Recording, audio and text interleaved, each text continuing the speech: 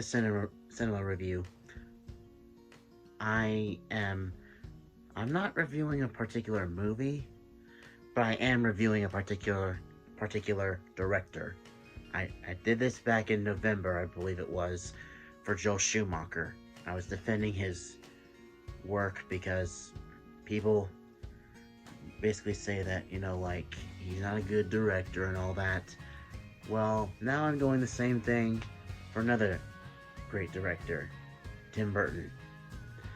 Alright, so in the past few years, Tim Burton, he's been getting a lot of hate, basically saying that, like, his movies have pretty much lost their mojo.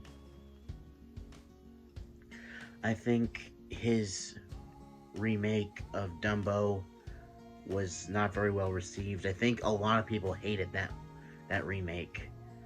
But, like, at the same time, like,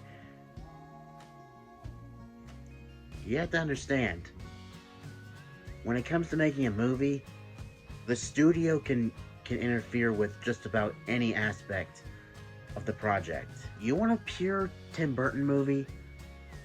Watch Batman Returns. It's pretty dark. It's pretty freaking dark. And that's really his directing style. It's very, very gothic, and in some points it's pretty quirky, but at the same time, like, watch his other movies. Nightmare Before Christmas, even though he just produced it and wrote it. Corpse Bride. Frickin' Corpse Bride! It's right there in the frickin' title. One of the characters is a frickin' corpse. Sleepy Hollow. Sweeney Todd. As I said, Batman Returns, Batman, and quite a few of his other movies are pretty dark. At the same time, he can also direct movies that are, like, lighthearted, like Edward Scissorhands and Charlie and the Chocolate Factory. I know people hate on Charlie and the Chocolate Factory mainly because Johnny Depp is way too obnoxious in that role, but I love that movie.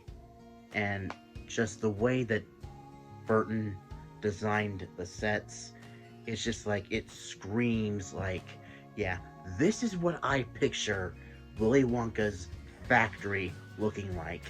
I imagine it looks like an actual forest. It looks like there's plants, when really the plants are literally just candy. With Corpse Bride and The Nightmare Before Christmas.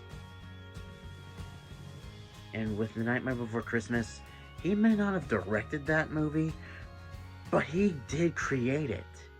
That's his creation.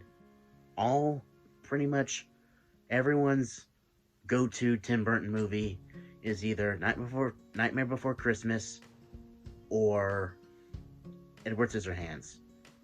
And Edward Scissorhands can be quirky, it can be a little silly, but there are a few moments that are kind of disturbing.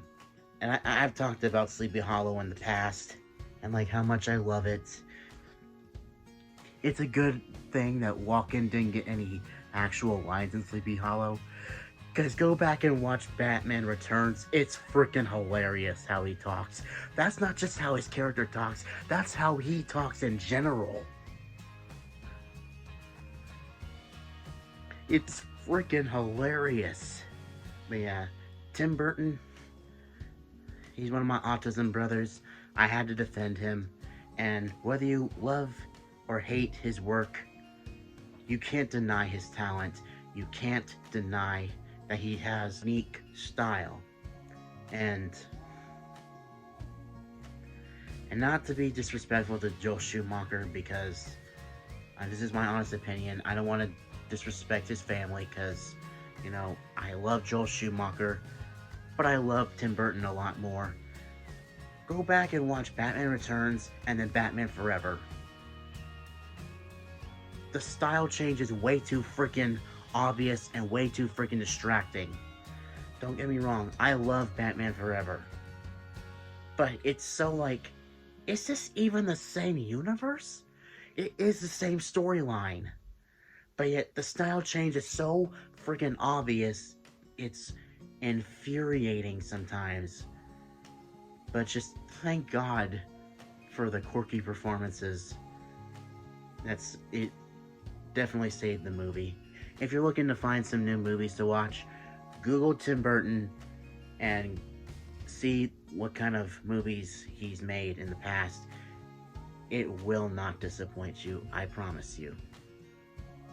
That's all I have for now, everyone. Thanks for stopping by. Until next week, stay positive, and most importantly, stay awesome. See ya.